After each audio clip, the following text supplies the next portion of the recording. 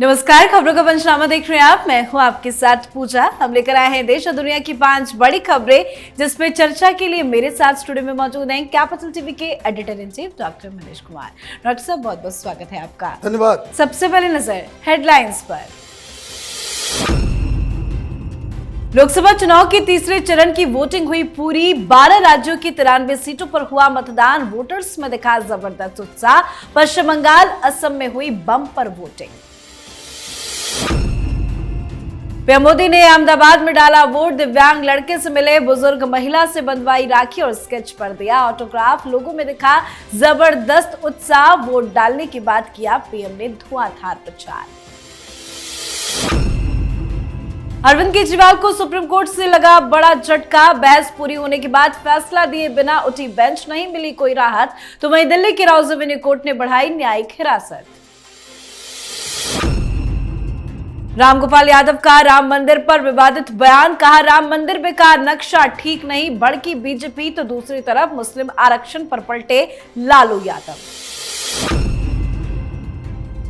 Vladimir Putin ने 5वीं बार ली रूस के राष्ट्रपति पद की शपथ। अब 2030 तक संभालेंगे कामकाज। खबरों की शुरुआत में सबसे पहले बात लोकसभा चुनाव से जुड़ी। लोकसभा चुनाव के तीसरे चरण का मतदान आज पूरा हुआ। तीसरे दौर में 11 राज्यों और केंद्र शासित प्रदेशों की 93 सीटों पर वोट डाले गए। आज वोटिंग में काफी रफ्तार नजर आया। बंगाल, असम में बम्पर वोटिंग हुई है। हर राज्य के वोटर्स में उत्साह नजर आया। तीसरे चरण का चुनाव काफी खास रहा। अमित शाह, मनसुख मंडाविया समेत 7 मंत्रियों की किस्मत का फैसला इसी चरण में ईवीएम में कैद हो चुका है। तो वहीं दिग्विजय सिंह, शिवराज सिंह चौहान समेत 5 पूर्व मुख्यमंत्री भी इस चरण में चुनावी मैदान में हैं। अखिलेश यादव की पत्नी डिंपल यादव की किस्मत भी इसी चरण में ईवीएम में कैद हुई है। साथ ही कई दिग्गज की किस्मत का फैसला आज के ही चुनाव में होना तय माना जा रहा है। कैसी रही आज की वोटिंग? आज की वोटिंग देख के कई सारे पॉलिटिकल पंडित्स के चेहरे मुरझा गए।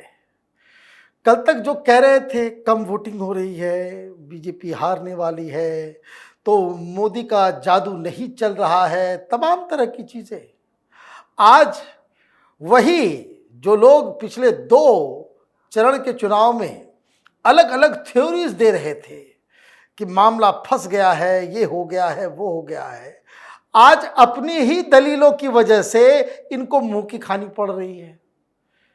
तो भाई इस तरह का प्रपंच तो नहीं करना चाहिए। वोट बढ़ा है क्योंकि प्रधानमंत्री मोदी, भारतीय जनता पार्टी ने एक्सीलेटर दबाया है। भगवान श्री राम आ गए, बाकायदा ऑर्गेनाइजेशन को टाइट किया गया है, लोग बाहर निकल रहे हैं। और दूसरी तरफ कांग्रेस पार्टी और विपक्षी पार्टियों के अंदर हताशा ये साफ साफ नजर आ रही है। अभी फाइनल काउंटिंग कि कितने वोट परसेंटेज है वो नहीं है, लेकिन पिछले 2 फेजेस से ज़्यादा वोटिंग आई है।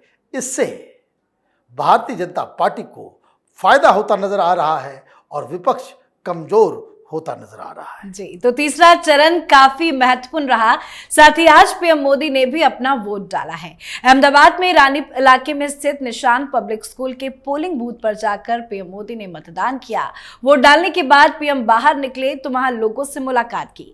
भीड़ में खड़ी एक बुजुर्ग महिला ने प्रधानमंत्री की कलाई पर राखी बांधी। पीएम ने हाथ जोड़कर महिला को प्रणाम किया। तो कुछ बच्चों से भी भीड़ में जाकर पीएम ने मुलाकात की है। बच्चियों को ऑटोग्राफ दिए हैं, हाथ मिलाया है, अभिवादन किया और ज्यादा से ज्यादा मतदान करने की अपील की। वोट डालने के बाद पीएम अपने तय कार्यक्रम के मुताबिक चुनावी प्रचार में निकल पड़े। कई सारी जनसभा को आज संबोधित किया, विपक्ष पर कड़ा प्रहार किया। मध्य प्रदेश के धार में चुनावी सभा को संबोधित करते हुए कहा कि इस चुनाव में विपक्ष पूरी तरह से खत्म होने की कगार पर पहुंच गया है। उनके पास कोई एजेंडा नहीं होने से जनता ने उनको नकार दिया है। आज गुजरात की सभी सीटों पर वोटिंग हुई तो पीएम मोदी भी वोट डालने गए, लेकिन जो उनका अंदाज नजर आया, सभी से उन्होंने मुलाकात की, वो कितना अलग है। देखिए, अलग तो है ही, वो इज ए पॉपुलर लीडर। बहुत सारे लोगों को मैं देख रहा हूँ, उनको मिर्ची लग गई कि ये कानून का उल्लंघन है, क्यों वो बाहर जा रहे हैं, वो प्रचार कर रहे हैं। भाई, आपसे कोई मिलने नहीं आता, आपको देखने के लिए नहीं आता, आप पॉपुलर नहीं हो, तो उसका खामियाजा प्रधानमंत्री मोदी थोड़े उठाएंगे। लोगों को मालूम था कि प्रधानमंत्री यहीं पे वोटिंग करने वाले हैं, भीड़ आ गई। तो भीड़ आकर के प्रधानमंत्री क्या करेंगे, पीछे मुड़ के चले जाएंगे। तो कई तरह के लोग हैं इस देश के अंदर में, लेकिन मूल बात क्या है, मध्य प्रदेश में जो गरजे मोदी, आज नारे लग रहे थे, आज ये समझ में आ रहा था वो पल, उस भाषण के समय ये साफ साफ परिलक्षित हो रहा था जब प्रधानमंत्री मोदी ने अपने सारे काम को गिनाना उन्होंने शुरू किया। और जैसे ही उन्होंने कहा कि आज 500 सालों के संघर्ष, राम मंदिर का नाम तक नहीं लिया, ये 500 साल के संघर्ष के बारे में उन्होंने जैसे ही कहा, अगले 3-4 मिनट तक लोग जो है जय श्री राम के नारे लगाते रह गए। वो तमाम सर्वे करने वाले लोग जो ये कह रहे थे कि राम मंदिर की वजह से कोई पोलिंग नहीं हो रहा, महंगाई और बेरोजगारी मूल मुद्दा है, उनको आज का प्रधानमंत्री का भाषण देखना चाहिए। और प्रधानमंत्री मोदी अपने आप को रोक भी नहीं पाए, क्योंकि उसके बाद जो जयकारे लगे जय श्री राम के, वो अद्भुत नज़ारा था। मतलब प्रधानमंत्री मोदी 2 फेजेस के चुनाव के बाद उनको समझ में आया कि थोड़ा सा वोटिंग जो है कम इसलिए भी हो रहा है कि लोग ये समझ रहे हैं कि बीजेपी आराम से जीत रही है। अयोध्या का दर्शन किया, अयोध्या में रैली की, फिर से मामला जो है वो जगा, और उसका सबूत आज मध्य प्रदेश में देखने को मिल रहा है। जी, तो चुनाव को लेकर पीएम मोदी जबरदस्त एक्टिव हैं। तो वहीं दिल्ली के मुख्यमंत्री अरविंद केजरीवाल चुनाव प्रचार करने के लिए जेल से बाहर आने को छटपटा रहे हैं। आज अरविंद केजरीवाल की याचिका पर सुप्रीम कोर्ट में सुनवाई हुई।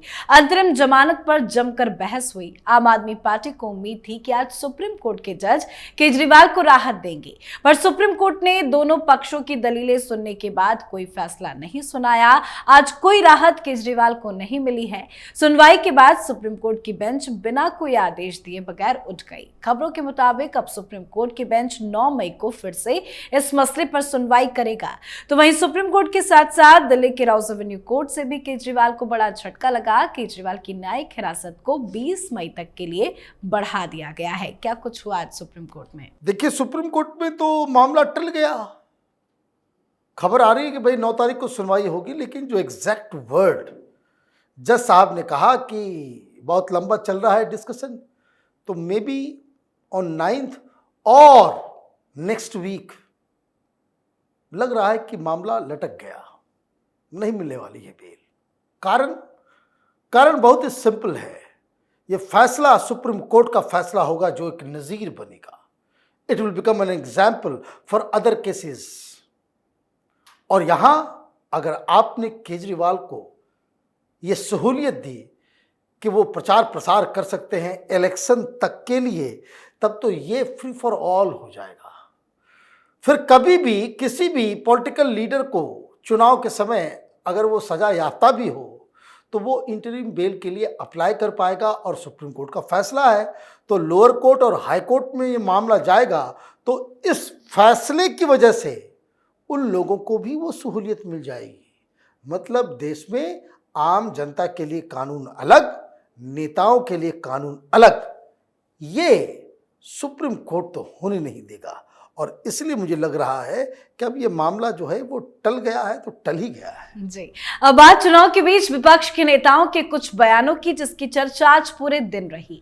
समाजवादी पार्टी के राष्ट्रीय महासचिव रामगोपाल यादव ने राम मंदिर के मुद्दे पर विवादित बयान दिया। उन्होंने कहा कि राम मंदिर का नक्शा ठीक नहीं है, वो मंदिर बेकार का है, मंदिर ऐसे नहीं बनता।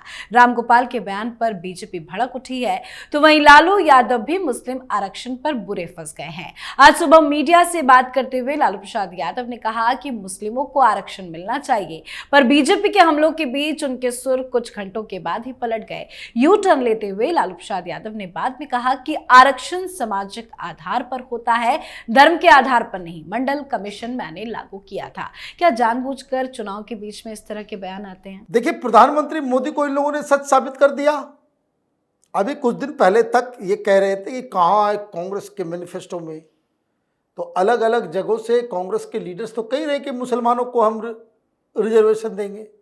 आप ये तो छोड़ दीजिए, जम्मू कश्मीर में इंडी गठबंधन का जो उम्मीदवार है वो ये कह रहा है कि एक बार हमारी सरकार आ गई तो जितने जिहादी आतंकी को पकड़ के जेल में बंद करके रखा गया है उस सबको हम छोड़ देंगे, ये प्रॉमिस किया जा रहा है।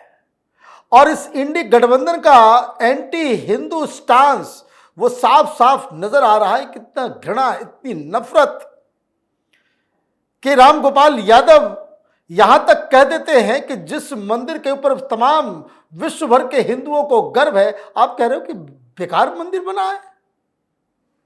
ये किस लिए? वोटिंग से ठीक पहले इस तरह का बयान देने का मतलब साफ है कि आप वोट बैंक की राजनीति, मुस्लिम अपीजमेंट के चक्कर में इस तरह का बयान दे रहे हो कि ताकि वोटों का बंटवारा ना हो सके। तो ये जो आज 3-4 बयान आए हैं अलग अलग नेताओं के, वो प्रधानमंत्री के उन धारणाओं, उन बयानों, उन भाषणों को सच साबित करता है जिसमें वो कह रहे हैं कि ये लोग सब कुछ मुसलमानों को बांटने के लिए इस तरह का काम कर रहे हैं। तो एक ये समझिए कि भारतीय जनता पार्टी का एक तरह से ये लोग प्रचार ही कर रहे हैं। जी, अब बात आज की आखिरी खबर की। रूस के राष्ट्रपति व्लादिमीर पुतिन ने आज एक बार फिर से राष्ट्रपति पद की शपथ ली है। क्रेमलिन में एक भव्य समारोह में शपथ लेकर 71 साल के पुतिन ने अपने 5वें कार्यकाल की शुरुआत की है। यूक्रेन से जारी युद्ध के बीच पुतिन ने हाल ही में संपन्न संघीय चुनाव में रिकॉर्ड मतों से जीत दर्ज की थी। 87% वोट के साथ चुनाव जीतने वाले पुतिन ने अपने 5वें कार्यकाल की शुरुआत आज से कर दी है, जो 2030 तक जारी रहेगा। रूस की सत्ता में लगातार मजबूत होते रहे पुतिन के सामने अपने इस कार्यकाल में कई तरह की चुनौतियां होंगी।